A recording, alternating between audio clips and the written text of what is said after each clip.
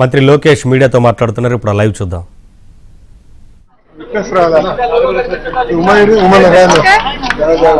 కింద పెట్టండి అన్న, నేను కంపడదు ఎవరికి నేను కూడా కంపట్లే. కొంచెం కింద పెట్టండి నీట్ గా మేడం, కొంచెం కింద పెట్టండి కొంచెం వదిలేండి సార్, వదిలేండి శ్రీకాంత్ పట్టొచ్చు దగ్గర కింద పెట్టండి. ఓకే ఓకే మా మాట్లాడచ్చా? ఇంకా మేము నడుస్తున్నారు, ఒక్క నిమిషం మాట్లాడుతున్నా ప్లీజ్.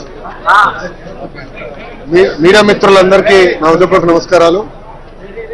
యువగలం పాదయాత్రలో ఇంటర్ విద్యార్థుల్ని ఆనాడు నేను కలుస్తాం జరిగింది. కలిసినప్పుడు వాళ్ళు పదే పదే మా తల్లిదండ్రులు మమ్మల్ని ప్రైవేట్ కాలేజీలకి పంపించలేకపోతున్నారు, అందుకే ప్రభుత్వ జూనియర్ కళాశాలలో మేము చేరుతున్నాము, మాకు కూడా ప్రైవేట్ రంగానికి ధీటుగా మాకు కరికులం కానివ్వండి, టెస్టులు కానివ్వండి అన్ని మెరుగుపరచండి అని ఆనాడు నేను కోరటం జరిగింది. దాంట్లో భాగంగా మన ప్రభుత్వం ఏర్పడిన వెంటనే జూనియర్ కళాశాలలో ఉచితంగా టెక్స్ట్ బుక్స్ మనం అందజేస్తాం జరిగింది. ఇప్పుడు ప్రధానంగా మధ్యాహ్న భోజనం కూడా మన పిల్లలకి మన ప్రభుత్వం అందజేస్తాం జరుగుతుంది. నాలెడ్జ్ ఎకానమీలో హెచ్ఆర్డి మినిస్ట్రీ అనేది చాలా కీలకమైన పాత్ర వహిస్తుంది. ఆ అవకాశం నాకు గౌరవ ముఖ్యమంత్రి చంద్రబాబు నాయుడు గారు మంత్రిగా నాకు ఇచ్చారు. ఒక బాధ్యతగా మేము వ్యవహరిస్తున్నాం.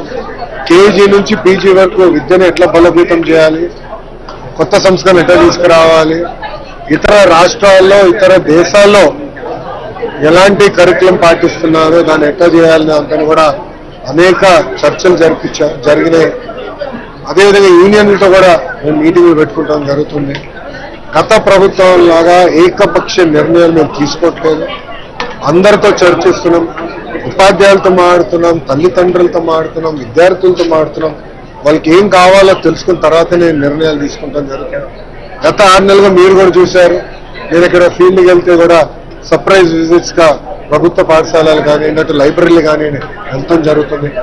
అక్కడ విద్యార్థులు ఎదుర్కొన్న సమస్యలు ఏంటి, ఉపాధ్యాయులు ఎదుర్కొన్న సమస్యలు ఏంటి, ఏం చేస్తే బాగుంటుందని దానిపైన కూడా కలిసికట్టుగా మేము చర్చిస్తున్నాం. దాంట్లో భాగంగా Andhra model of school education తీసుకురావాలని నిర్ణయం తీసుకున్నాం. ఆ మోడల్ అంతా ఇప్పుడు రెడీ అయింది, త్వరలోనే ప్రజల ముందల్లో కూడా పెడతాం. టీచర్ ట్రాన్స్ఫర్ యాక్ట్ దగ్గర నుంచి హైయర్ ఎడ్యుకేషన్ కమిషనరేట్ పాత్ర ఏంటి, యాప్షీ కరికులం ఎలా బలోపేతం చేయాలి, హైయర్ ఎడ్యుకేషన్ కరికులం ఎలా బలోపేతం చేయాలనే దానిపైన కూడా సుదీర్ఘంగా చర్చించి ఇవన్నీ అమలు చేసే బాధ్యత మేము తీసుకుంటాం. నేను ఒకటే చెప్పదలుచుకున్నా, ప్రైవేట్ రంగంతో ధీటుగా ప్రభుత్వ పాఠశాలని జూనియర్ కళాశాలను తీర్చిదిద్దే బాధ్యత మాది. నేను స్పీచ్ లో కూడా చెప్పా, జనరల్ గా ఏప్రిల్ మాసంలో యాడ్స్ పెద్ద ఎత్తున వస్తాయి, ఎవరికి first rank, second rank, third ranks వచ్చాయని వస్తాయి. అట్లా వచ్చే అనేది ఇప్పుడు సమయం మాకు తక్కువ ఉంది, ఆటోమేటిక్ గా రిజల్ట్స్ ఇంప్రూవ్ అవుతాయని నేను భావిస్తాను. అంతేకాకుండా వచ్చే సంవత్సరం నుంచి వాళ్ళతో ధీటుగా పనిచేసి ప్రభుత్వ జూనియర్ కళాశాలని బలోపేతం చేసే బాధ్యత మన ప్రభుత్వం తీసుకుంది. ఇప్పుడు మీకు ఏమైనా ప్రశ్న ఉంటే దానికి సమాధానం చెప్పిన అదే వచ్చే సంవత్సరం నుంచి పాఠశాలలు ప్రారంభించే ముందు తల్లికి వందనం అనే కార్యక్రమం అమలు చేస్తాం. పాఠశాలలు ప్రారంభమయ్యే లోపల తప్పనిసరిగా తల్లికి వందనం అనే డబ్బులు మేము తల్లులకు అందజేస్తాం. ఈ జగన్మోహన్ రెడ్డి నుంచి ప్రజల్లోనే ఉంటాను అని చెప్పి కొంచెం ఆయన ప్రజల్లో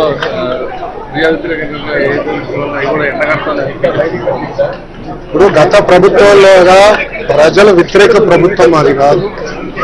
ప్రజలతో ఎప్పుడు ఉంటున్నాం, ప్రజల సమస్యలు తెలుసుకుంటున్నాం, ప్రజల సమస్యలు మేము పరిష్కరిస్తున్నాం.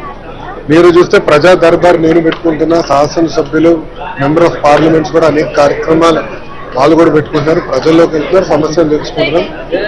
మనందరం అర్థం చేసుకోవాలి ఏంటంటే రాష్ట్రం ఆర్థిక ఇబ్బందుల్లో గత ప్రభుత్వం చేసిన అప్పుల వల్ల ఈ రోజు వడ్డీ విపరీతంగా పెరిగింది. దాదాపు 4,000 కోట్ల నెలకి డెఫిసిట్ లో మన ప్రభుత్వం నడుస్తుంది. సో ఇచ్చిన ప్రతి హామీని నిలబెట్టుకోవాలన్న లక్ష్యంతో మేము పనిచేస్తున్నాం. మీరు చూస్తే భారతదేశంలో ఎక్కడ లేని విధంగా పెన్షన్ 4,000 రూపాయలు అందజేస్తున్నాం, వికలాంగులకు 6,000 రూపాయలు అందజేస్తున్నాం. భారతదేశంలో ఏ రాష్ట్రం చేయట్లేదు. అన్న క్యాంటీన్ మూసేసిన అన్న క్యాంటీన్ తెరిచి మళ్ళీ మేము ప్రారంభించాం. ఉచిత గ్యాస్ పథకం కూడా 3 గ్యాస్ సిలిండర్లు ఏదైతే హామీ ఇచ్చాం అది కూడా అమలు చేస్తాం. అట్లా ఇచ్చిన ప్రతి హామీ ఒక పద్ధతి ప్రకారం నెరవేర్చుకోగలుగుతాం. గౌరవ పులివెందుల ఎమ్మెల్యే గారు ఇప్పుడు ప్రజల్లోకి వస్తూ అప్పుడేం లేదు రావచ్చు అంటే 5 సంవత్సరాలు ఎవరు కంపర్ లేదు ఇప్పుడు వచ్చి తిరుగుతారు. అంటే ఇప్పటివరకు 2 నెలలు గడిచింది సంక్షేమ పథకాలు ఏదైతే మీరు అవి కూడా నెరవేర్చలేదని చెప్పి పదే చెప్తారు. ఆల్రెడీ అయిపోయి 3 చేసాం మిగతా కూడా చేస్తున్నాం. నాకు ఎలాంటి సందేహం లేదు. ఇవ్వని హామీలు కూడా నిలబెట్టుకుంటున్నాం కదా. మధ్యాహ్నం భోజనం ఇస్తాను మేము చెప్పలేదు ఆయన నిలబెట్టుకుంటున్నాం కదా.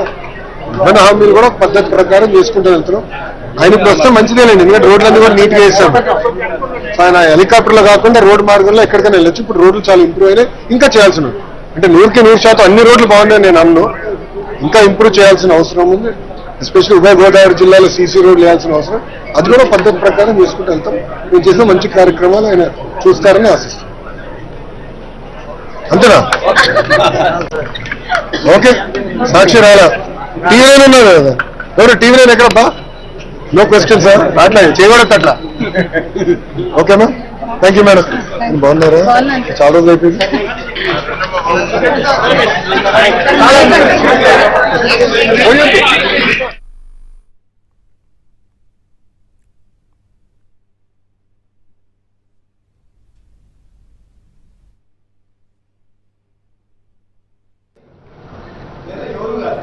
తీసుకోవాలి